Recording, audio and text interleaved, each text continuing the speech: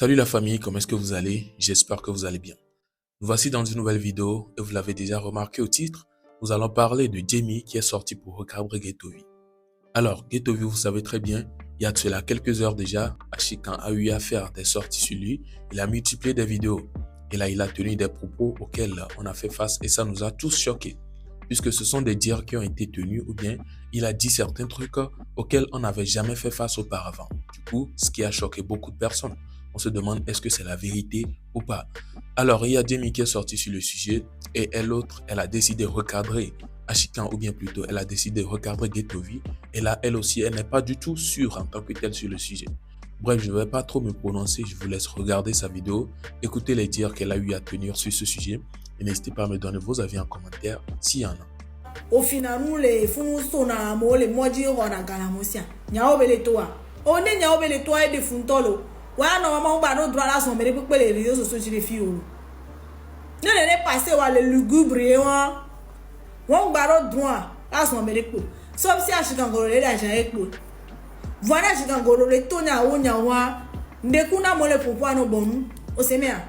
Ne nya tepe ele daje ya. Yekpo ma de kuku no be anfovi ngba bi jibe na wogbon nya o wane nya o bele to be me na ole oso na mo ive china epete be pa mele funwa nya wa na okpore nya kpore ke be kwesi kan be Yesu parce que ni no mama emele to na bebe e yeso garage gangoro be wa o ma se ka shi gangoro charge si nwere entie alo na ja Iko la no so amola no ho amobe petera so no lo me de Roma. E di fuwe. Anchuka ne exibere ke mlek mo. Talent no amosi. E rajibe talent. Nya be comédien wa. Oh comédie le jumele fie. Showbiz amia. Amo holo Amo holo. Oh holo. Be yo a onde. Ojiha. Egbe me afiko le. Mimi yo la to. Mimi afiko le. Mimi afiko to. Amere dina hasan bena maleri yo wontwene nyabe o komelono nyole do yenam le runo la be ega yemulo. Amo abe video mba po gare mia. Debe va le nu chakpalu le kaka kopere me la fire ke mu po kaka mbe Yesu. Ami akeji han le vive menami. Ah, yes. Ouais, allô Banya Ashikan, le ko fonando, j'espère que vous fonanirez. Pas vidéo, pas nous ko. Et comme, ojagbagba, va pas moi qui dit le tout. On pas avec autant game à dire elle est chaud. Va virer ole inko.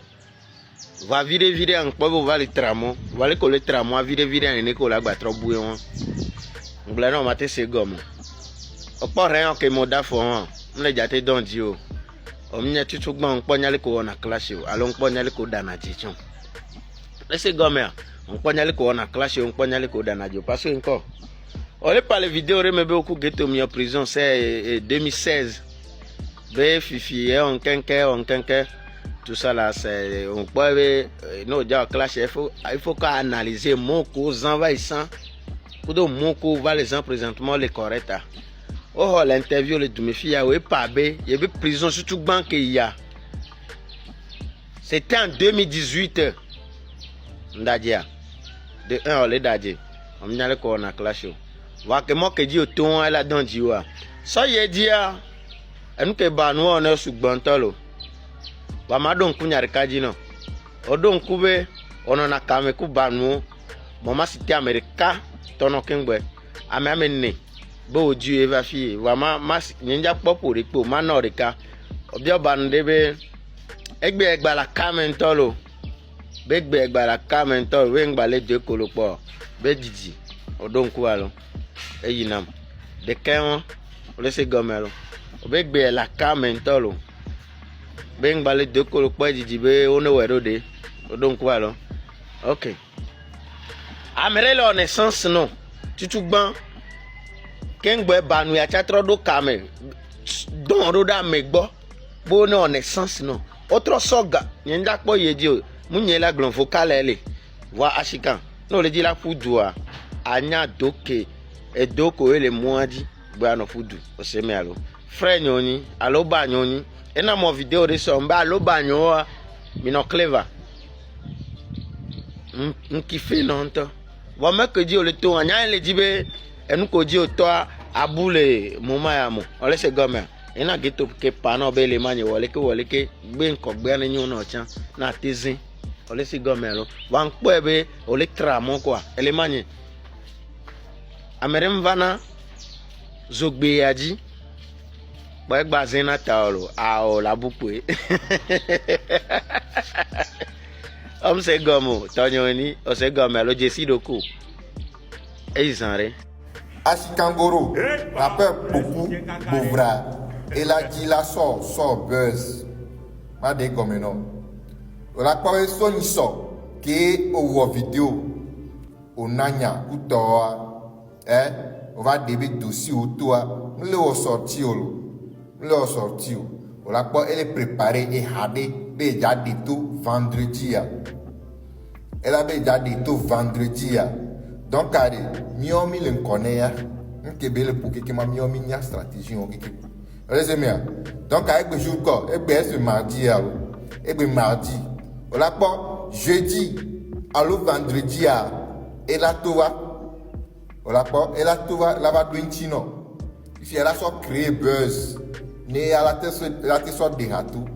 Et a beaucoup qui ani et a ne soit mais soit buzz ou ne buzz mva e am de na hatu no e be ha o america tum sino o mati se into city po de hare to kwa be amoya se aw e do la so buzz riva donc enya kem gira blono Ashikangoro o tien wo clip de ni so mi po les filles au vers au tournage donc ne clip pas sogbe ne clip pas sogbe au temps no prêt abena vendredi au temps la de tonto ni miakpo o le se me ni miakpo bena de meke ya do avadi vendredi a de bobo na a de tout ni miakpo e a ko be lo keke ma mi o minye o le se me nke ya le wa mi o minye nke be le no te pe la ko be jeudi allo vendredi e jato.